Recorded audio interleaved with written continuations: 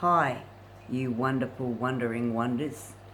Have you been wondering where I've been? Well, I'll fill you in.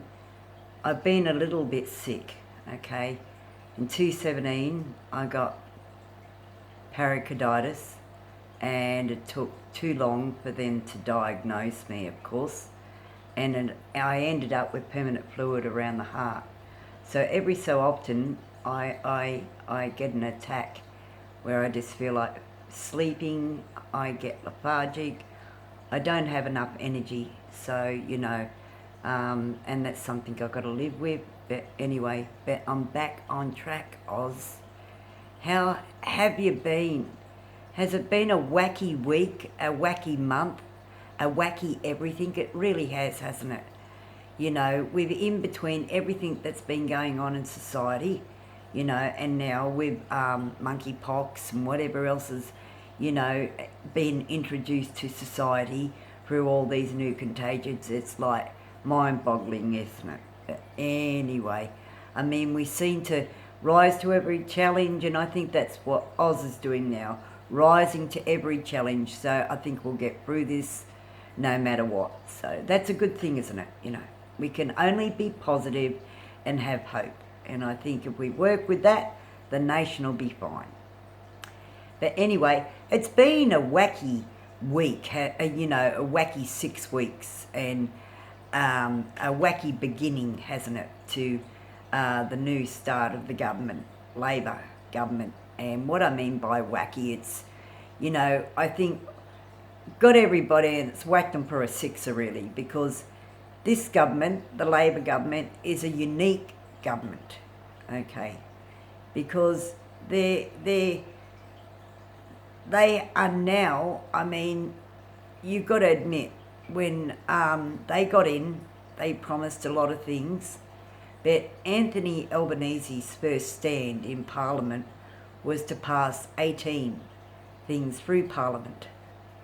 And he's true to his word, our Prime Minister, because he's now passed, or they're going to, and they've got everybody on the side of Labor, and all the ministers agree that this climate decision is a damn good thing for the country, a damn good thing for the nation, and we can move forward and in a constructive way, because our Prime Minister, Anthony Albanese, has a unique way of thinking, a unique way that Australia is going to be, because he's a unique person, and his vision for Australia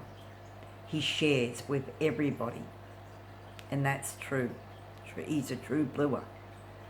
And every minister that he works with sees that, and they can work with each other. And it's so wonderful to see that Parliament and the parliamentarians of Parliament are now harmoniously working together, and they are, and that is a wonderful thing for the nation, for the Australian people, because we can grow and flourish with that. And us as a nation, us as people, should be proud of that, because we're moving in the right direction. And that's a very good thing for the economy, for the working class Joe. And remember, that's what I represent here on planet Australia, the working class Joe. And that's, to me, a damn good thing what the government's done. It represents jobs. It's, constructive in every way and unique. And everybody agrees. And as I said, the Parliament House is now working together so harmoniously and it's wonderful to see. And not only for the ministers of Australia, but the leaders that work with our Prime Minister will see that. And they do see that. And as you can see, he's done so much since he's been in on his first stand on the floor in Parliament. And I think that's a wonderful thing. And I think he's a wonderful Prime Minister, and he will lead Australia into a different, dynamic way of thinking, of being. And the world will see that. And that is so good, because I feel positive about this government, where it's leading us, where it's leading the individual, and where we're going.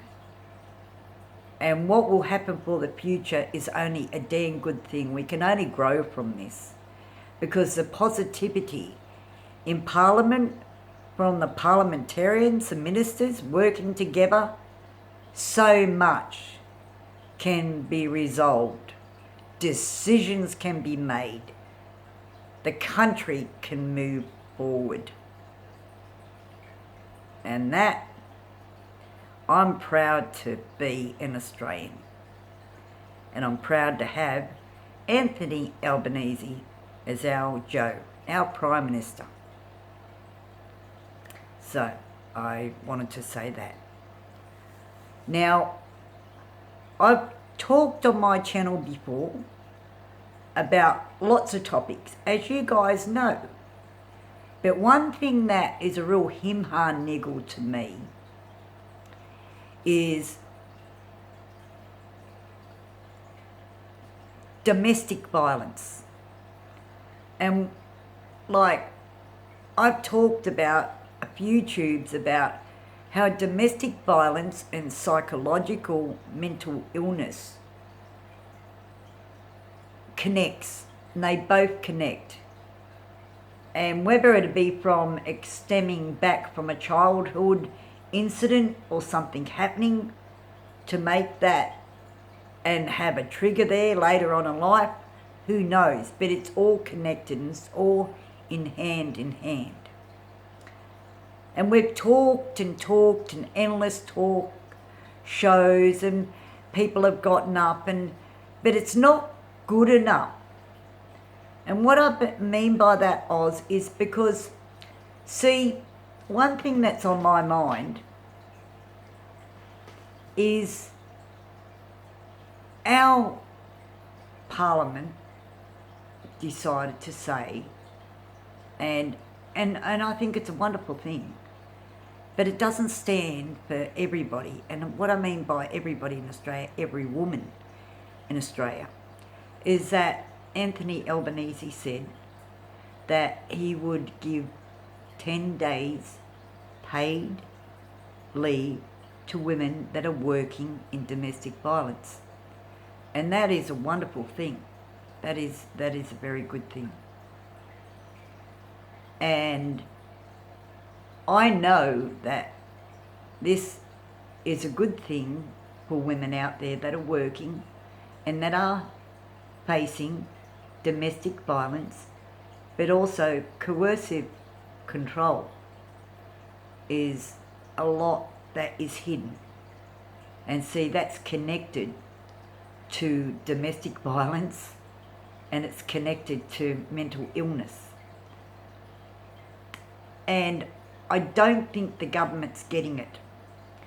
Because, see, there's a lot of women all in Oz that should feel safe knowing that the decision, or a decision made by Anthony Albanese, the Minister for Women, whoever needs to be involved, to make a decision not only stating that there's help for women that are working, but there's help for women all over Australia. Every single woman that walks and talks and lives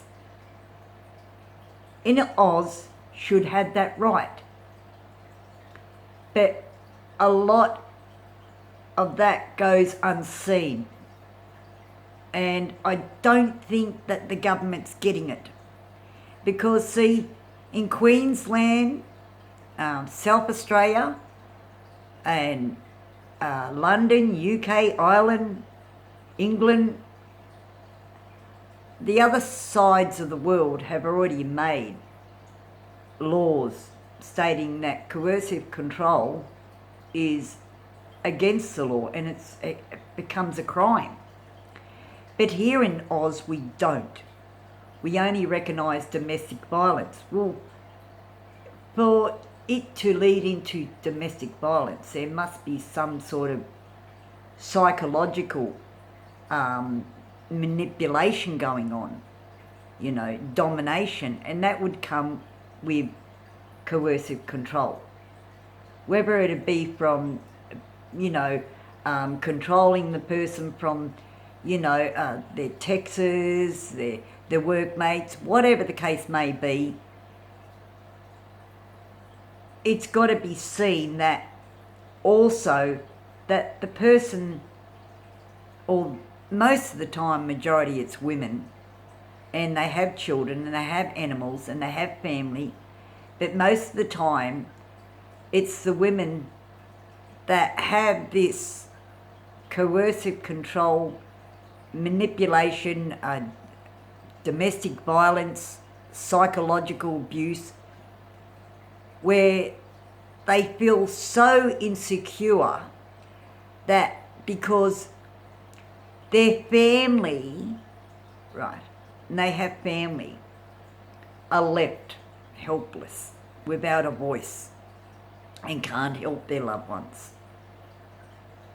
So when they ring up the police and they say, look, my daughter's in trouble and this is happening, that's happening, they can't do anything. The police say, we're powerless there, we can't help the person, we can't do anything because she has got to ring up and we've got to, you know, she's got to make the first move. So I think that the government's got to realise that we've given, or the government's given so much right away to the police as far as domestic, as disaster management now, and it's in their hands to work with the community to resolve the problems, to get things going quicker. Well, wouldn't this be in conjunction with that? That every woman in Australia that walks and talks, that she has that in conjunction with the police, taking control, building cases against people, recognising not as not only a behaviour, but building and recognising and seeing and so forth what happens. And a lot of that happens when people's lives break down and deterioration breaks down and disasters happen. So it goes all hand in hand.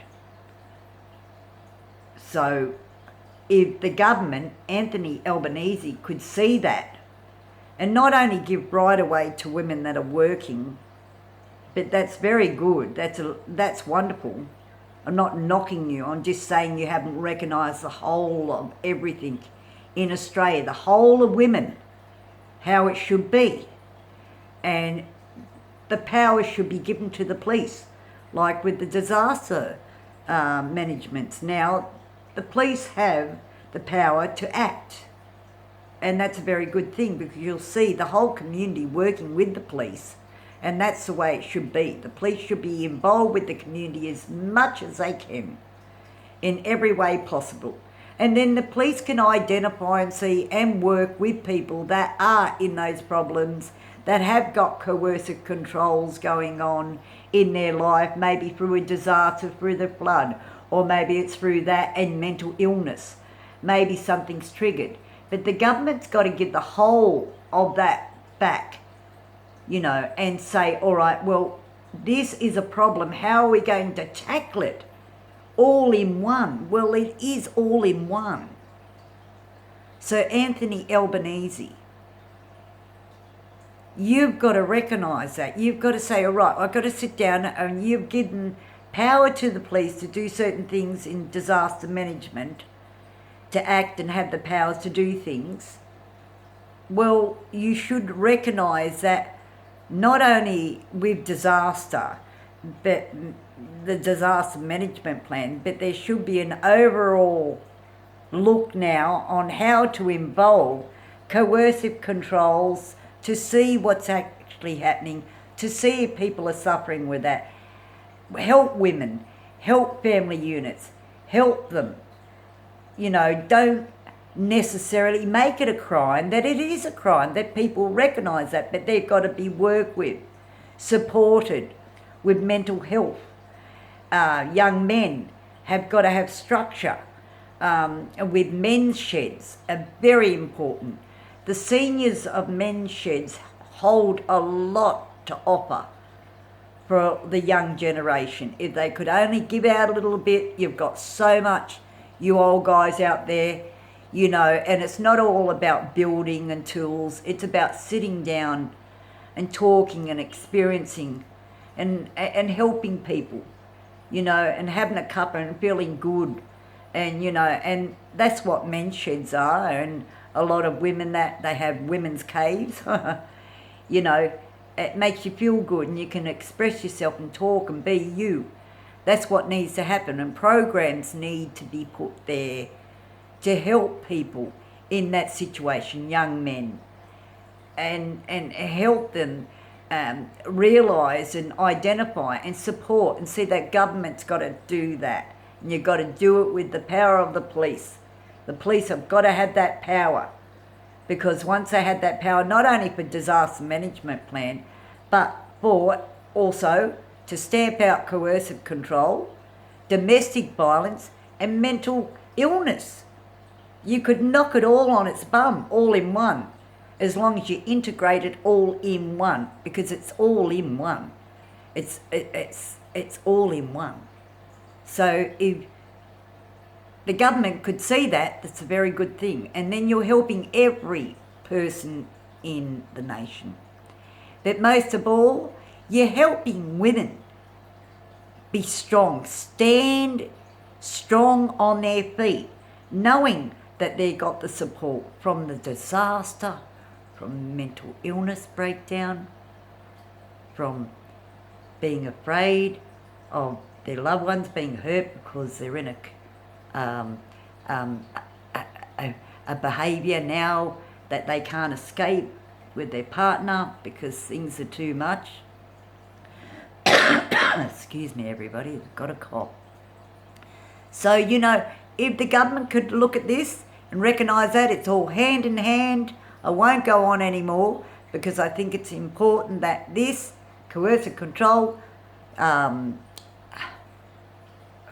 domestic violence, mental illness, disaster management is all in one. It can be addressed as one, and it will be addressed if the government sits down and thinks about it. It's all very practical. It's all there. So I hope everybody enjoyed this tube of mine, you know, because I think it's important that we address everything, and the government is doing a damn good job. You must admit. Labor's wonderful, and the ministers are wonderful, and as I said, Parliament is now harmoniously singing. All the ministers are agreeing, and it's so good to see. It feels so good to be an Australian. But this topic must be addressed, because it hasn't been addressed, and there's too many parents out there that haven't got a voice. Like I said, they go to bed every night crying because they've lost their loved ones, their children, their animals. They're helpless. They can't do anything. They can only stand by and watch everything fall down around them and lose their loved ones. But don't let it happen. And don't let it happen, you know, Anthony Albanese, our minister, our Joe for Australia, because I think it's too important. But you can address these matters if you really sit down and think about it. You give them the power to the police for disaster management, to have power and to move and act in their discretion, in their decisions. We'll give all power back to the police. and then you'll see a harmonious nation, because then police are working with the whole of the nation. How can it not be? How can we not be?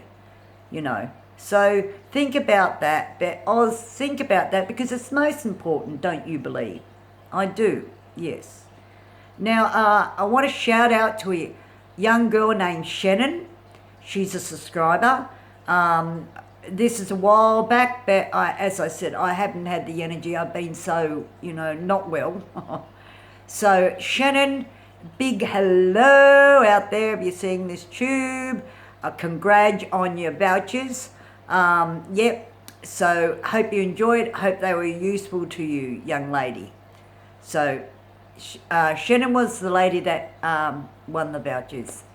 So, there you go. But anyway, look, everybody, I want to say it's now where everybody's getting sick, coughing, whatever. Do be, like, be respectful of one another. You see somebody coughing, or you know you're going to cough, don't cough over people. A lot of people are doing that. A lot of people are wearing masks, a lot of people aren't. It's vice versa. It's up to the discretion of the person. I wear masks. I have found that a lot of people tend to think that, that they wear a mask, but it's not really doing anything, because a lot of people are getting really sick. So I do agree there. But anyway, I think it's in the air, everybody, don't you? But look, do the 1.5 distance, as I said, with your mask. I haven't got any to show you. Sanitizer, do the right thing. Be discreet, observe where you go, what you do. I'm a real sticker for the rules. Remodification really got me, But anyway, yeah, but one other little thing. This, your Vicks Defense. I've been using it for such a long while. And as I said, it didn't help my pericarditis attack, but it does help me with, as I said, I use it when I go out, and, and it helps me feel confident that I'm not going to get a really bad virus, and I haven't gotten a bad virus, so cross fingers. And it just makes me feel better that if somebody's coughing or whatever and they've got a yuck and that goes past me, that this, will help fight the common cold. So there you go. It's just a little useful tip. But anyway, everybody, look, I really hope you enjoyed this tube. I'll be back on track. I hope everybody's well. Look, if you are experiencing domestic violence, abuse, and psychological abuse, and as I said, psychological abuse, physical abuse, coercive control, disaster management, all this is, domestic violence, it's all held in one. It's got to be addressed as one, and support and mental health. It's all a combination as one. So, but if people are experiencing that, 1-800 respect, Lifeline, salvos are really good of supporting people. So remember the Salvation Army, they're open arm, open heart. They're good as a society because they really care about the family unit and the women too, and that's a really good thing. So try and donate to them if you can. They don't ask for very much. There's lots of networks out there. If if you think about it, now the police are now, they will help you. You've just got to make the first step, because the police can't build anything and put to the courts unless they have proof, unless